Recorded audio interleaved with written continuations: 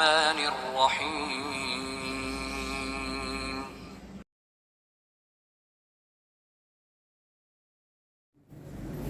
السلام عليكم ورحمة الله وبركاته. الحمد لله رب العالمين. الحمد لله الذي أرسل رسوله بالهدى ودين الحق ليظهره على الدين كله وكفى بالله شهيدا. أشهد أن لا إله إلا الله وحده لا شريك له وأشهد أن محمدا عبده ورسوله لا نبي بعده. قال الله تعالى في القرآن العزيز: أعوذ بالله من الشيطان الرجيم. بسم الله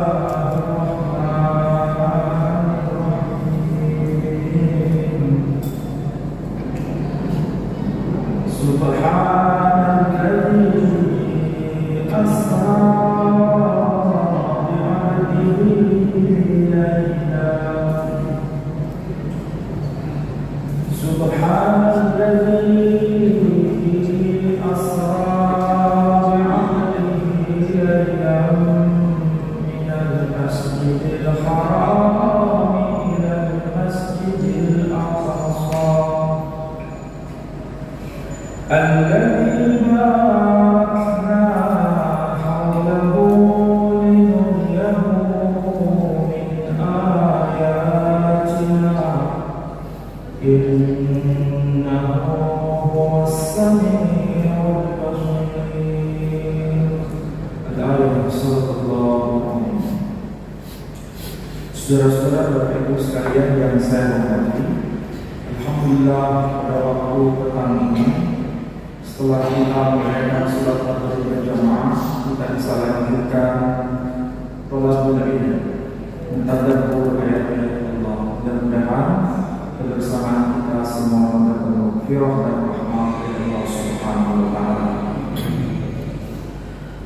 Bapak Ibu sekalian, sebelum saya berikan pembahasan kita pada petang ini, saya ingin memberikan pengantar pada Bapak Ibu semua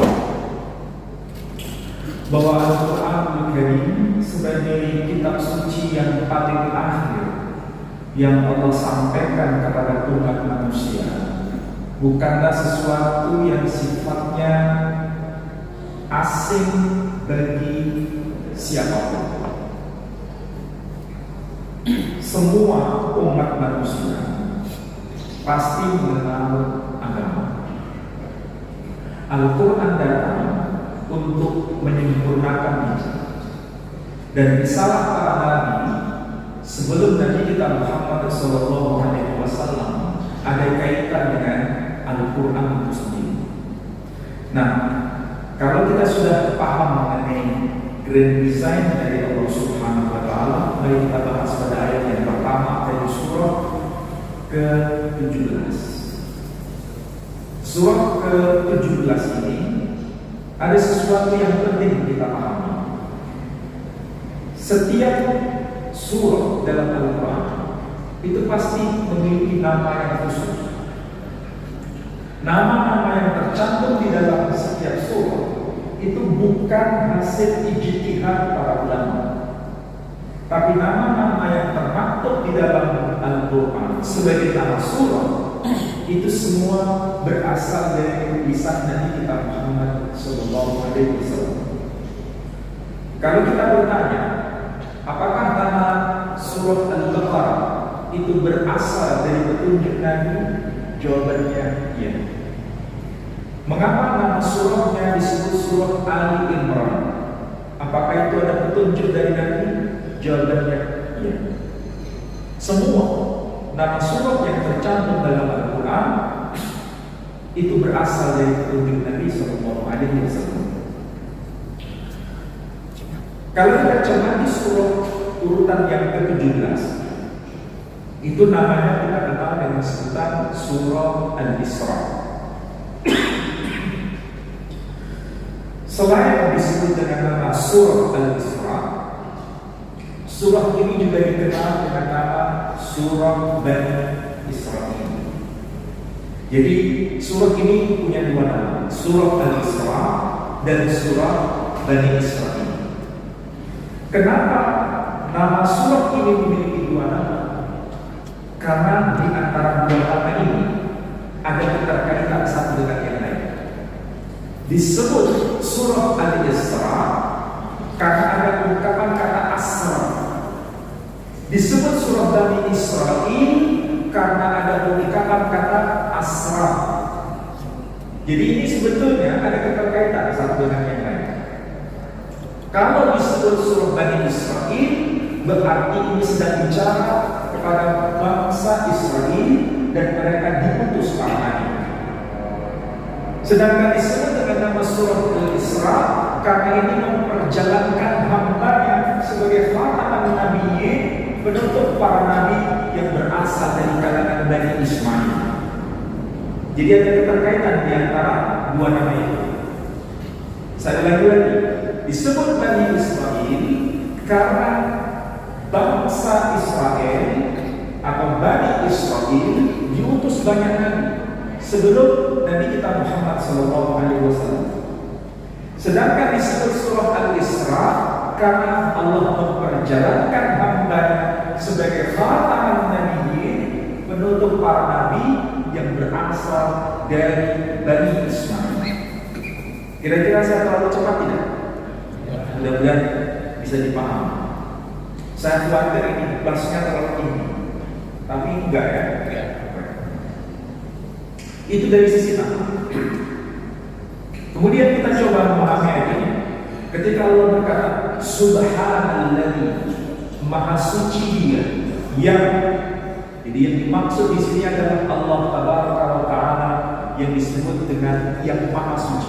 Maha Suci Dia, Subhan, itu adalah ungkapan untuk menafikan segala sesuatu yang tidak layak di hadapan Allah, dan semua kekuasaan Allah hanya mutlak bagi Dia. Itulah sebabnya disebut Subhan, Maha Suci Dia, Asra, yang telah memperjalankan.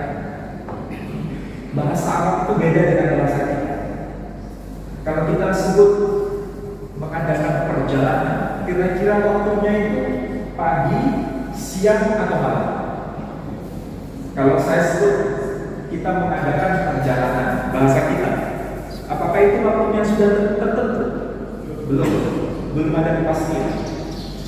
Apakah pagi atau siang atau malam, kita menggunakan istilah yang sama, mengadakan perjalanan atau mengadakan traveling. Tapi kalau dalam bahasa Quran, bahasa Arab, istilah asra itu perjalanan di waktu malam. Sudah pasti, timingnya jelas, waktu malam. Itulah sebabnya ayat ini menggunakan ungkapan asra. Dia yang Maha Suci memperjalankan hambanya di waktu malam. Makanya di sini diikuti dengan ungkapan bi'abdihi, kepada hambanya. Abdul dalam bahasa Arab itu mencakup dua aspek. Satu, aspek ruhaniyah. Dua, aspek jasadiyah. Jadi ruh dan jasad. Itu kalau disebut abdul. Di ayat ini ada penambahan istilah. Selain ada ungkapan asra, juga ada ungkapan laila. Padahal asra itu perjalanan di waktu malam. Tapi kenapa ada ungkapan tambahan laila? Bukankah makna laila itu malam? Tapi kenapa ada ungkapan itu? Untuk mempertegas ini bukan keseluruhan waktu malam, tapi sebagian kecil dari malam yang dimaksud. Jadi kalau ini detail sekali ungkapan Allah Subhanahu wa Ta'ala ketika menginformasikan mengenai asra, perjalanan. Yang menjadi penting bagi kita, kalau sudah bicara soal Isra Mi'raj itu biasanya yang dibicarakan adalah soal sholat, ya kan? Saya tidak akan bicara itu. Saya akan bicara lebih khusus lagi di sini. Kenapa Allah Subhanahu wa taala memperjalankan hambanya itu dari Masjidil Haram ke Masjidil Aqsa? Kenapa tidak memperjalankan hambanya minal Masjidil Aqsa ila Masjidil Haram? Kenapa harus dimulai dari Masjidil Haram? Kenapa bukan dimulai dari Masjidil Aqsa? Apa yang menjadi latar belakang dan apa yang menjadi sebab dan apa yang menjadi tujuan? Tidak mungkin Al-Quran ini sia-sia meletakkan urutan surah di dalam Al-Quran. Tidak mungkin Allah meletakkan susunan ayat demi ayat secara tertib. Dan tidak mungkin Allah berbicara kepada hambanya tanpa makna antara tertib satu kata dengan kata yang lain. Semua itu pasti mengandung pesan. Tadi misalnya imam kita membaca surah yang kita bisa baca itu, kalau tidak clear, dari surah Ali Imran, kalau tidak salah. Inna mathala Isa indallahi kamathali Adam khalaqahu min turab thumma qala lahu kun fayakun. Di situ digunakan dua kata, tapi dua kata ini seandainya dihilangkan satu tidak mengurangi makna. Misalnya, kenapa Allah tidak berkata Inna mathala Isa indallahi ka'adam khalaqahu min turab thumma qala lahu kun fayakun. Kata mathal dihilangkan satu tidak mengurangi makna sebetulnya. Tapi kenapa Allah meletakkan satu kata dua kali? Karena Allah ini sengaja mau menjaga keseimbangan. Saya kasih bocoran di ayat itu. Inna mathala Isa indallahi kamathali Adam khalaqahu min turab thumma qala lahu kun fayakun. Itu kalau dihitung katanya 7 kata sebelum khalaqahu dan 7 kata setelah khalaqahu. Itu begini. Jangan terlalu tegang. Lihat Quran. Tapi saya lihat di sini karena sudah hafal semua, jadi nggak pegang Quran. Lihat itu nanti ya, periksa di Quran. Saya tidak fokus ke sana, nanti suatu saat. Saya hanya fokus di sini. Minal Masjidil Haram ilal Masjidil Aqsa. Kenapa tidak dibalik? Karena di sini mengandung pesan. Pesannya apa? Al-Masjidil Haram, tidak ada para ulama yang berselisih paham mengenai ayat ini. Mulai dari tafsir zaman klasik sampai tafsir zaman modern, itu semua sepakat satu suara bahwa yang dimaksud Masjidil Haram itu adalah masjid yang ada di Makkah.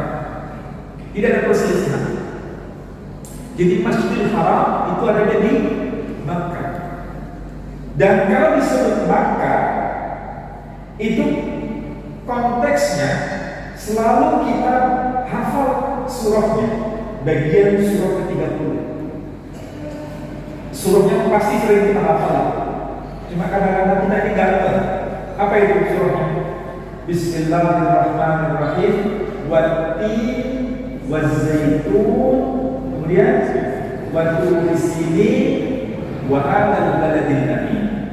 Jadi yang dimaksud wa hadzal baladil amin dan negeri yang aman ini, itu yang dimaksud adalah Al-Baitul Haram. Disitulah ada kota Makkah. Jadi di situ ada rumah Allah, di situ ada keamanan, di situ ada Baitullah. Allah merancang di situ sebagai baladan amin. Kalau begitu, antara rumah Allah dengan kawasan yang penuh kedamaian itu adalah grand design. Dan siapa yang membangun itu? Abul Anbiya. Siapa Abul Anbiya? Ibrahim. Nah, saya kasih bocoran. Pertanyaannya, apakah Ibrahim alaihissalam itu hanya milik kita? Bukan.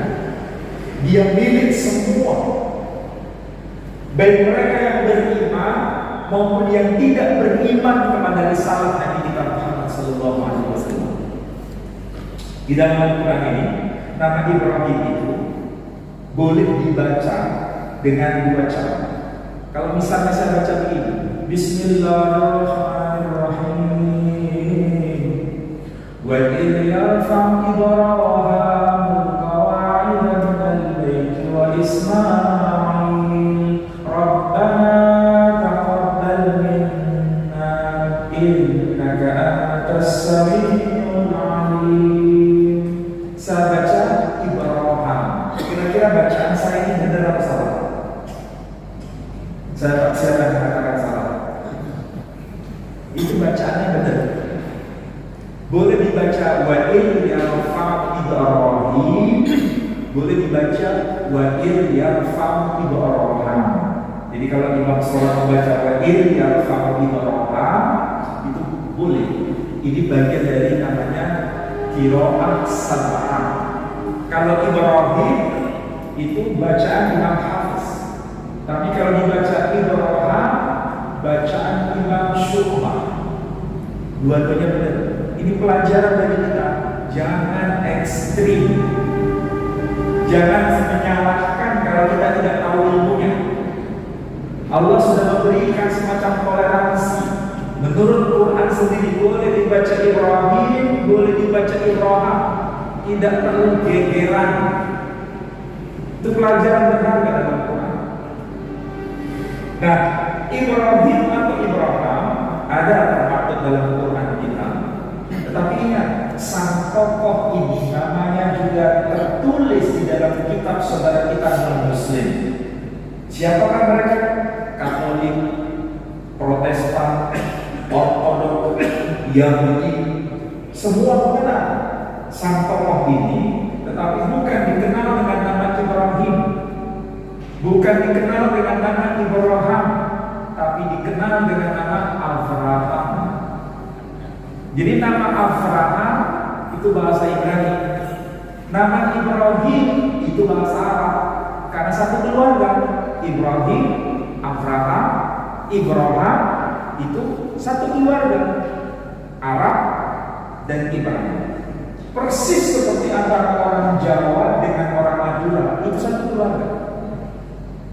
Orang Madura kalau menyebut pintu, orang Jawa ya, kalau menyebut pintu apa? Lawang. Orang Madura menyebutnya labang. Bendanya sama, yang satu disebut lawang, yang satu disebut labang. Orang Jawa kalau menyebut waktu ini jam itu, waktu nih, kalau bahasa Jawa. Orang Madura tidak bisa mengatakan waktu nih, bektonan. Jadi huruf W bergeser menjadi huruf B. Bawang, orang Jawa mengatakan bawang. Orang Madura mengatakan bebe. Betul kan? Berarti antara orang Jawa dengan Madura itu satu keluarga. Sama seperti Bani Israel dengan Bani Ismail itu satu keluarga, nenek moyangnya sama, maka bahasanya mirip. Kalau bahasa kita, bahasa Arab itu Ibrahim dan Ibrahim. Mereka menyebutnya Abraham.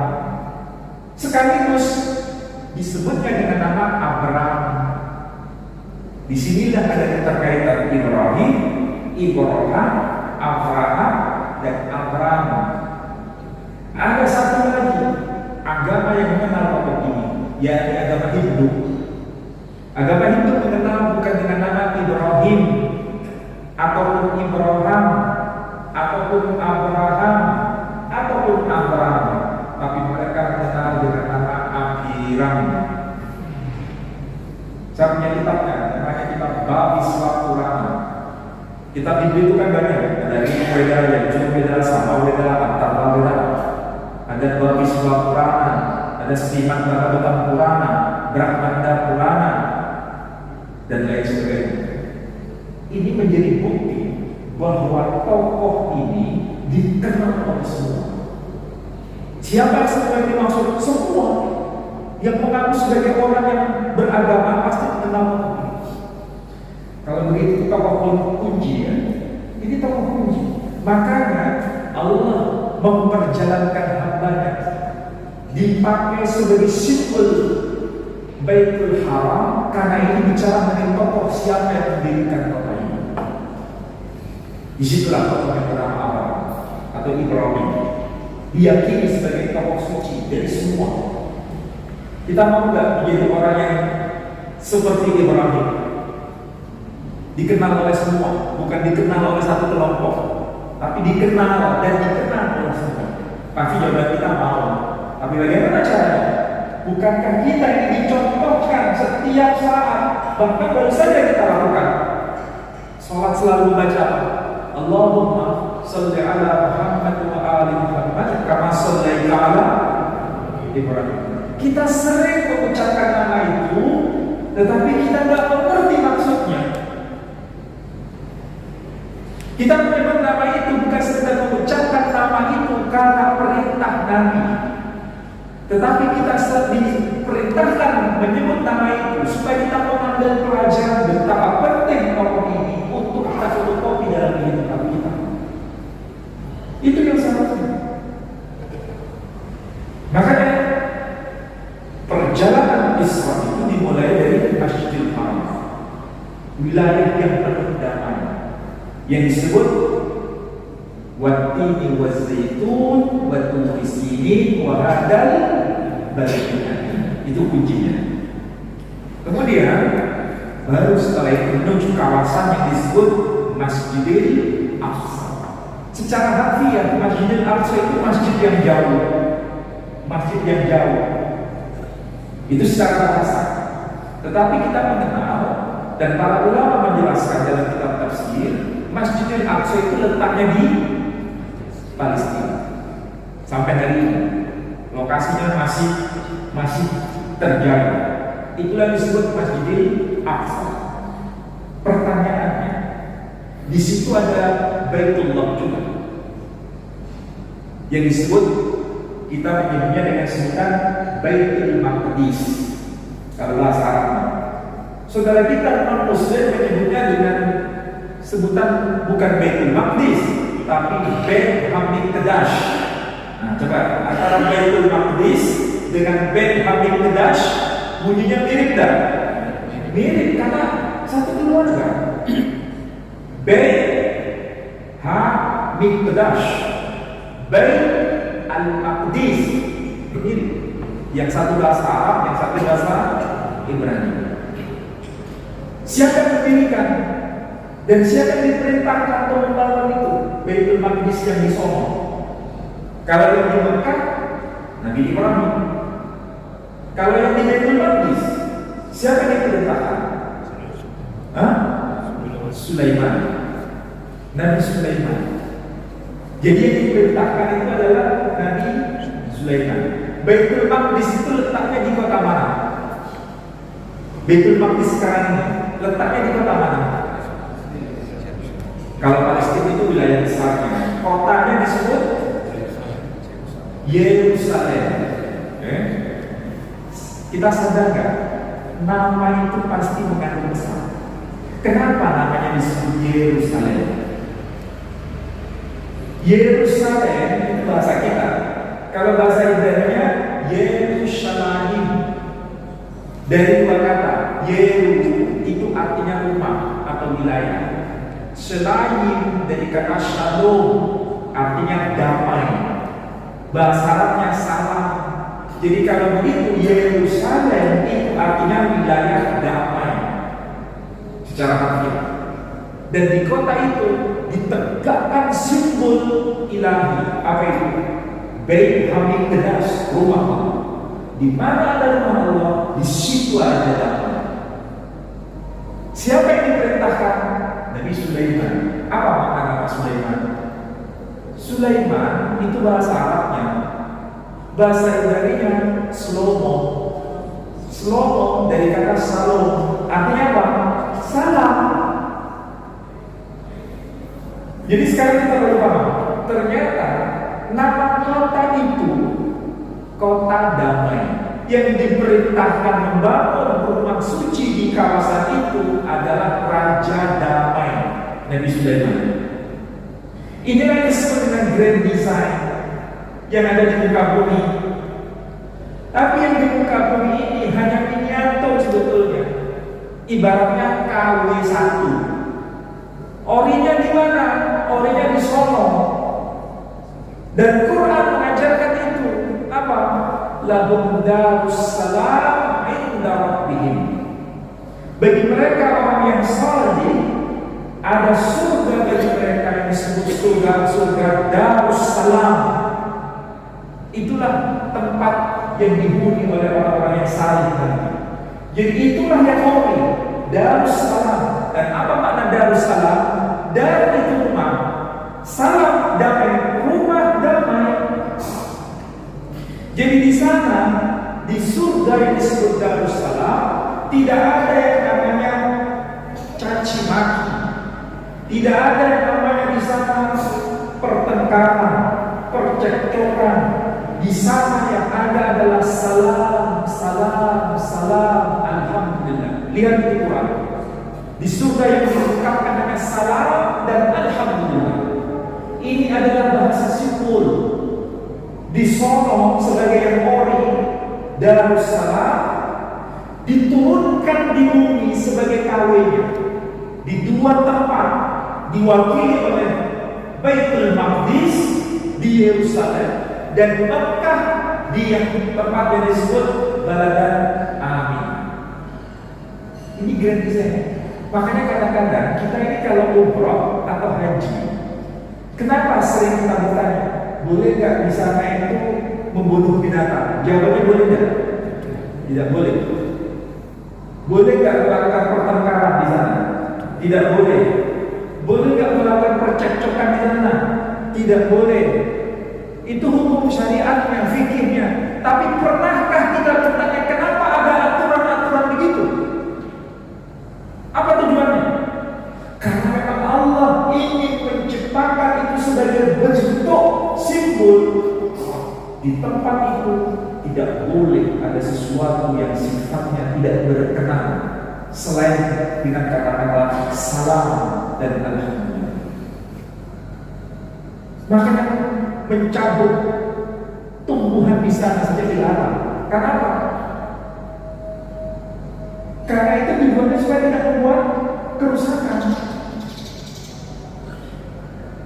Cuma masalahnya kita yang sudah haji maupun yang sudah umroh di sana tidak melakukan percekcokan karena ada larangan, tidak melakukan penipuan karena ada larangan. Kembali ke Surabaya, balik lagi. Padahal seharusnya yang ori di sana itu difotokopi di bumi supaya kita bisa mengikuti suasana surgawi itu. Setelah kita pulang dari Makkah kembali ke Surabaya, mau fotokopi Makkah di sini. Itu tujuannya sebetulnya. Cuma kita selama ini hanya terjebak pada persoalan halal, haram, makruh, mubah. Terus apa lagi? Ya hanya itu aja. Tidak sampai pada substansi. Dan hal seperti ini sudah grandizat dari Allah Subhanahu wa Ta'ala. Jadi ibaratnya Makkah dan Yerusalem itu fotokopi yang ada di Solo. Apa yang ada di Yerusalem dan di Makkah harus difotokopi dimanapun kita berada. Itu tujuannya. Makanya kadang-kadang kalau kita ini diskusi, saya kan sering terlibat pada diskusi lintas agama. Ketika saya bicara apakah ini hanya ada di dalam Quran, saya jawab tidak. Saudara sendiri mesti paham. Mesti saya bicara begini. Bukankah setiap hari Minggu saudara diajarkan untuk membaca doa yang pasti dibaca? Apa itu? Doa bahasa Indonesia begini. Bapa kami yang di surga, dikuduskanlah namamu, jadilah kehendakmu di bumi seperti di surga. Kalau bahasa aslinya nggak begitu, itu kan terjemahannya. Kalau bahasa aslinya mirip dengan bahasa Arab. Afimu syamani. Syamani. Kalau bahasa Arabnya apa? Samawat. Sama kan? Afimu syamani. Yikaddasyirika.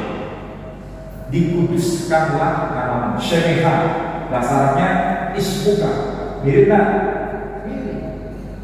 Jadi kalau kita memahami agama substansial, itu kita akan mendapatkan ruhnya. Bukan sesuatu yang remeh-remeh yang sekarang dipertengkarkan.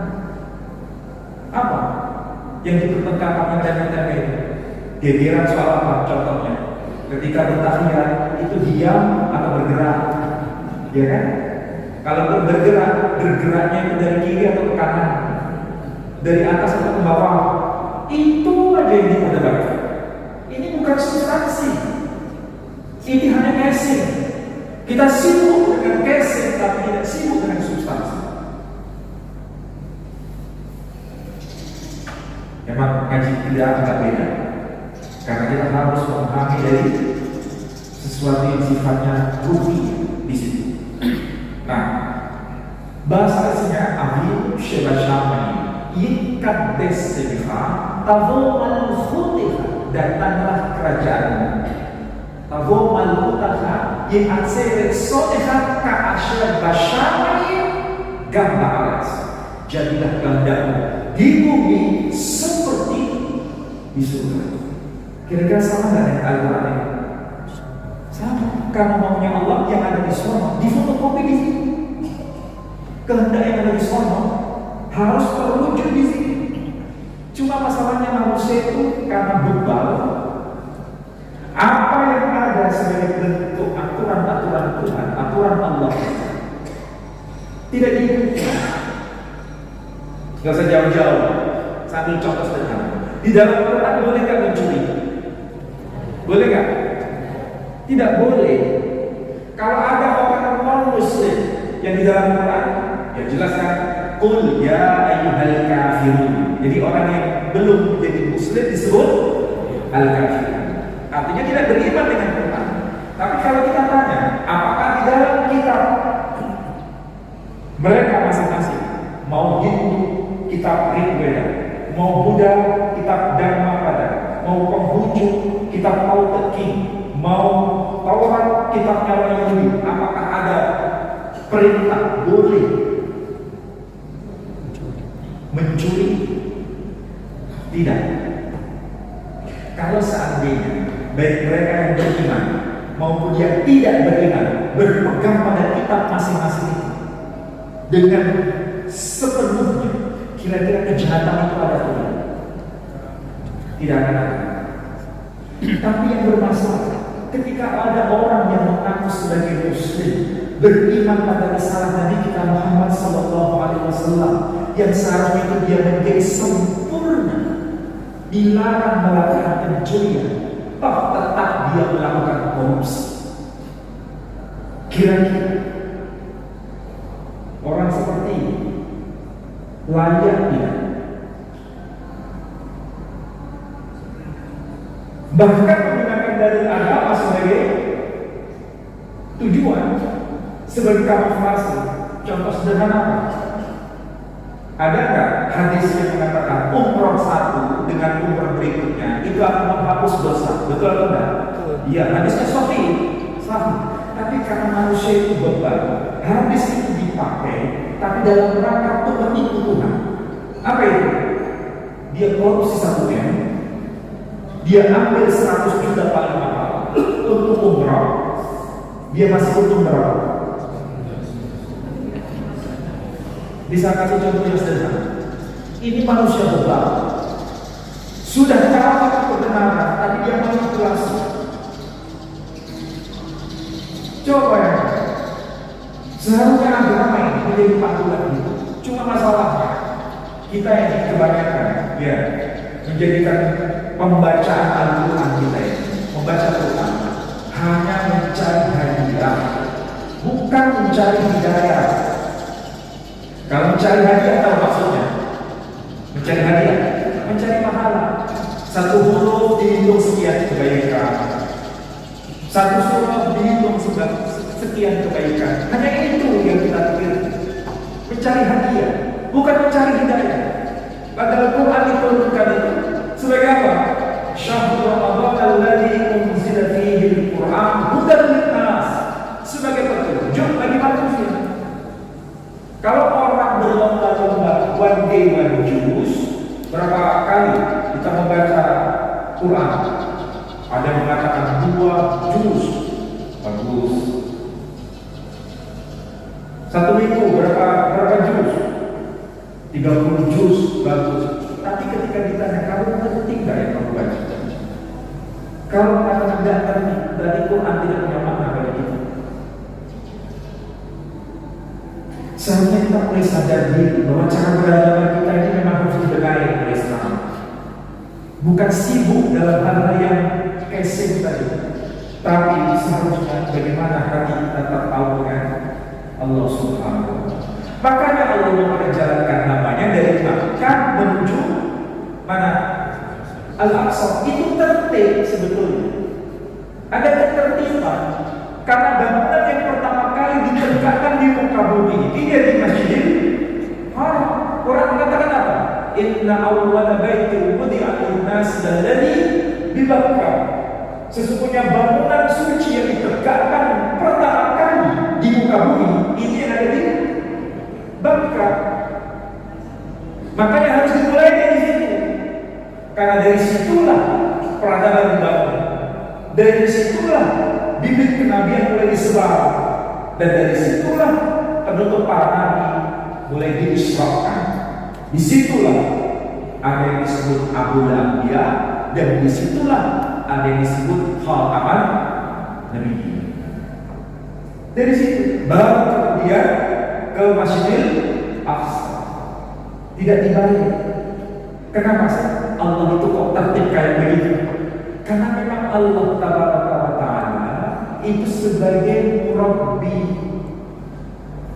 Makanya kita selalu baca ayat, dan itu wajib dibaca ayatnya. Apa itu? Alhamdulillahi Rabbil Alamin. Segala puji bagi Allah Rabb semua jagat semesta. Kenapa Allah menyebut dirinya sebagai Rabb?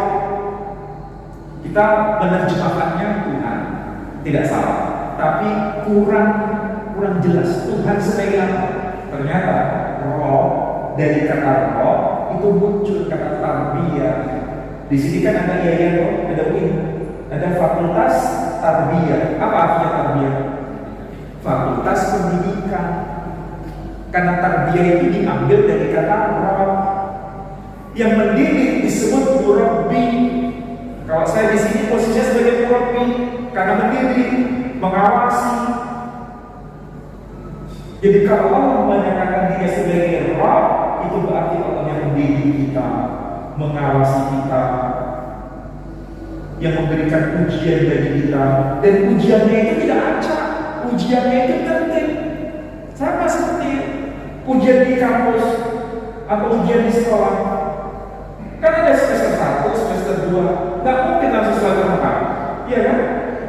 Ujian apapun begitu. Sekolah juga begitu, dari TK ke SD, dari SD ke SMP, tertib. Allah juga begitu. Jadi Allah itu kalau menguji kita, menguji hambanya, itu tidak acak. Ada ketertiban. Dikasih ujian pertama, lulus, naik tingkat lagi. Ujian kedua, lulus, ujian ketiga, dan seterusnya. Itu karena Allah Rahman kepada kita, supaya kita potensinya itu semakin baik.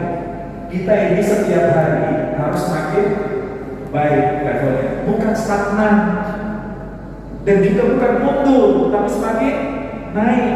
Kalau semakin naik, ujiannya semakin turun atau semakin naik? Semakin naik. Begitulah agama ini. Makanya oleh dari Isra Mi'raj itu apa? Sholat itu. Pertanyaannya sekarang, sholat kita bagaimana? Sholat kita ini apakah sekedar gugur kewajiban, atau memang merupakan sebuah kebutuhan, atau itu merupakan sebuah bentuk dialog komunikasi kita dengan Allah Subhanahu wa Ta'ala? Makanya sholat kita ini levelnya macam-macam kan. Ada yang sekitar gugur kewajiban. Kalau gugur kewajiban, ya secara syariat bermasalah enggak? Secara syariat tidak bermasalah. Yang penting syarat-syaratnya sudah oke, berwudu dan sebagainya. Tapi apakah cukup di situ? Enggak. Semua ada tingkatan. Makanya sholat itu bukan sekedar gugur kewajiban, tapi bagaimana ada intensitas komunikasi kita dengan Allah Subhanahu wa Ta'ala. Hal yang mendasar, sudahkah kita paham yang kita baca? Sementara sebagian besar kita ketika kalau membaca Alhamdulillahirabbil alamin, itu lisan kita begitu, tapi pikiran kita kemana-mana. Betul nggak? Apakah itu makna sholat seperti itu? Itu tidak akan punya bekas. Ketika kita mengucapkan Ar-Rahmanir-Rahim, yang dibayangkan pintu belum ditutup. Maliki Yaumiddin, ibu-ibu pikiran kemana? Kompor belum dimatikan. Berarti antara yang diucapkan dengan pikiran dan nyambung. Coba bayangkan kalau kita komunikasi dengan orang yang kita hormati, sementara kita ngomong dan bahasa tubuh kita itu tidak fokus, kira-kira orang itu merasa dilecehkan nggak? Ini yang sedang kita hadapi bukan orang sembarangan. Ini yang sedang kita hadapi adalah Dia yang menciptakan segala semesta ini, Allah Ta'ala. Itulah seharusnya kita coba perbaiki diri melalui pembacaan ayat ini. Bukan sekedar memisahkan bagaimana Nabi Israfil, sudah banyak yang memisahkan, sudah cukup. Bagaimana substansi makna ini kita bisa paham. Jadi tolong kita ini mencoba awas diri, memperbaiki diri, agar kualitas iman kita, kualitas interaksi kita dengan Quran itu benar-benar punya nilai, bukan sekedar rutinitas. Bulan depan kita sudah masuk bulan akhir ya, akhir bulan, insyaallah sudah mulai persiapan. Sudahkah kita mulai mencoba? Itu adalah tarbiyah sebetulnya, cara Allah mentarbiyah kita. Sekali lagi, tarbiyah itu bagian dari proses, sesuatu yang sifatnya bertahap, bukan to the point, tapi proses. Makanya kalau kita mengambil pelajaran berharga itu, kualitas kita menjadi bagus. Contoh sederhana, kalau di bulan Ramadan jam 5 sore, kalau saya minum, kira-kira saya layak atau tidak? Minum. Diabetes kita kebanyakan apa? Batal, ya kan? Hanya sekedar itu, oh batal. Pikiran kita hanya fokus pada soal hukum.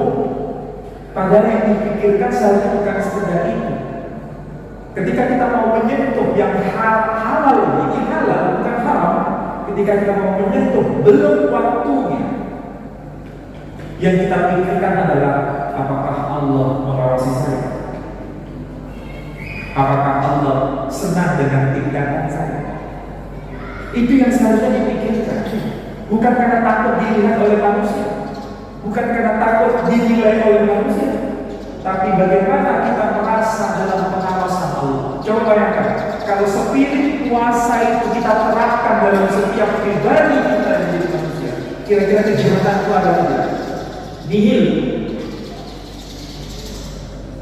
Jadi kalau ada orang puasa tapi masih korupsi, ada orang puasa tapi zalim, ada orang puasa tapi masih menyinggung perasaan orang, berarti puasanya itu mabrur atau gagal? Puasanya itu mabrur atau mabur? Kita sendiri harus paham itu. Makanya memang mengaji itu penting, karena mengaji itu bukan sekedar membaca, tapi memahami. Dan kalau sudah memahami, melakukan. Dan kalau sudah melakukan, mengajarkan. Terus begitu siklusnya. Jadi sekali lagi, ini adalah grand design dari Allah. Namanya grand design, itu berarti apa yang ada di alam malakut yang situasinya kayak begitu harus terwujud di muka bumi dan ada miniaturnya. Kita diperintahkan di Masjidil Haram. Orang Yahudi sampai sekarang itu di Beit Hamikdash, di tembok ratapan itu sampai sekarang. Tapi karena manusia itu global, grand design itu tidak punya makna. Kenapa? Masih cekcok terus, masih terjadi pertengkaran terus, masih terjadi sengketa terus. Wallahu a'lam bishawab. Tapi menunggu pada momen yang tepat. Mudah-mudahan yang saya sampaikan ini bermanfaat bagi Bapak Ibu sekalian. Kalau ada yang mau tanya, silakan. Ada? Yang dibangun Nabi Sulaiman itu di Masjidil Aqsa itu, apa tembok ratapan itu, ataukah Masjidil Aqsa-nya, ataukah yang lainnya? Ya, pertanyaan terus. Jadi yang dimaksud Baitul Maqdis atau Beit Hamikdash itu kompleks keseluruhan. Ada dua bangunan sebetulnya yang menjadi tempat sakral. Yang pertama yang di bagian tengah yang ada ruang emas itu adalah tempat pijakan Nabi ketika Mi'raj. Dan di tempat itu dulu diletakkan namanya tabut. Tabut itu arah sembahnya orang-orang Yahudi sampai hari ini cuma sudah hilang. Tapi meskipun hilang tetap arah sembahnya masih tetap di situ mereka. Dan di tempat itu juga dulu Nabi Yakub melihat bagaimana para malaikat naik turun dari atas ke bawah ke lokasi itu dalam tradisi Yahudi, ya. Ini bukan tradisi Islam, tapi tradisi Yahudi. Artinya tempat itu sama-sama dianggap sakral baik oleh Muslim maupun pihak Yahudi. Makanya sampai sekarang itu menjadi tempat yang sangat istimewa. Sedangkan yang di sebelah pojok yang agak perak-perakan itu namanya disebut Masjidil Aqsa, namanya, tapi sebetulnya kompleknya ini semua. Hanya nama itu diabadikan di sini. Ini yang bangun siapa? Dulu masjid itu kecil, yang bangun adalah Sayyidina Umar bin Khattab yang bangun, tapi tetap di lokasi. Jadi sebetulnya itu lokasi yang luas. Nah, orang Yahudi mereka sembahkan hadap ke sini, tapi dari sini, dari balik tembok, tidak bisa masuk ke sini. Dan di tempat ini juga ada tempat yang namanya meletakkan buruknya Nabi sebelum Mi'raj di sini. Ada tandanya, tanda tempat mengikatkan buruk di sini. Yang umrah pernah nggak sampai ke sini? Yang umrah plus Yerusalem ada sampai ke lokasi ini. Kalau masuk ke lokasi sini, jangankan di dalam, masuk ke lokasi di sini, itu ada aturan yang di sini. Bagi perempuan wajib menggunakan penutup kepala. Kalau tidak, itu sama dengan menajiskan tempat suci. Jadi orang Yahudi itu perempuan sama dengan kita harus pakai penutup kepala. Jilbab dalam bahasa. Itu sebetulnya syariat universal ya. Yang Nasrani juga begitu kan. Cuma hanya suster saja kan, yang masyarakat umum tidak menggunakan. Jadi yang dimaksud lokasi luas. Saya kira demikian. Satu lagi. Nanti di akhir komat. Masjidil Haram ini kan masjid utama dan tertua didirikan. Masjid yang pertama dan utama didirikan oleh Nabi Ibrahim. Kenapa kalau ini masjid pertama dan utama bagi umat Islam, Nabi Muhammad dengan para sahabatnya kan sempat kiblat itu ke Masjidil Aqsa. Kenapa kok tidak langsung ke Masjidil Haram? Nah, berarti kan apa ada ceritanya di mana kok sempat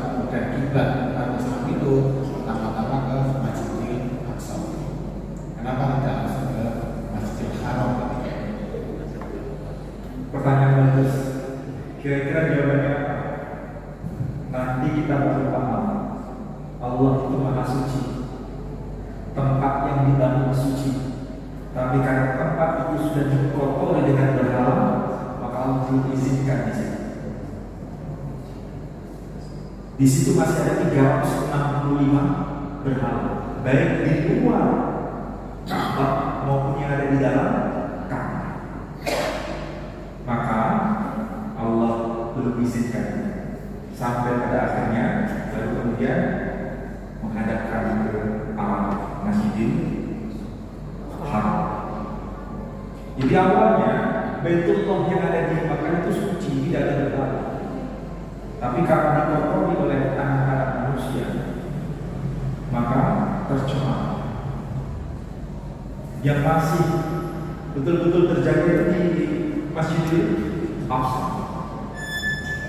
Dan memang itu namanya rumah suci Baitullah itu tidak boleh ada berhala, tidak boleh.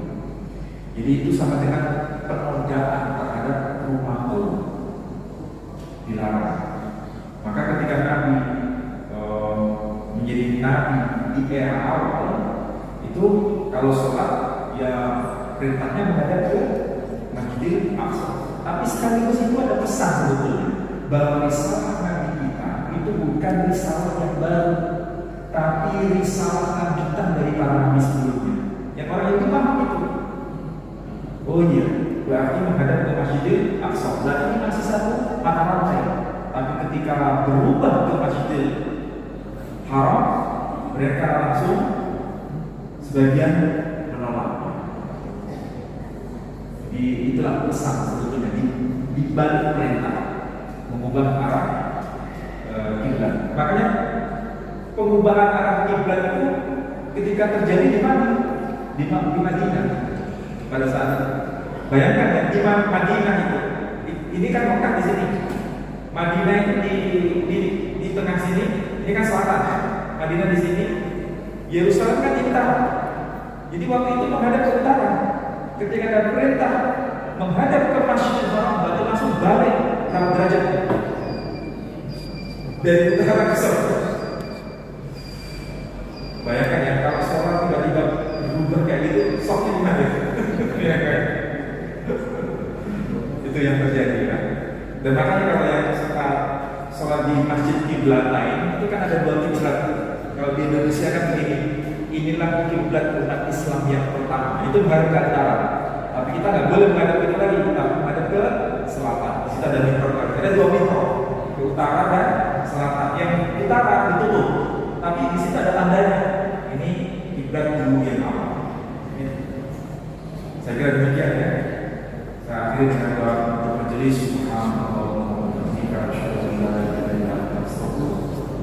Wassalamualaikum warahmatullahi wabarakatuh.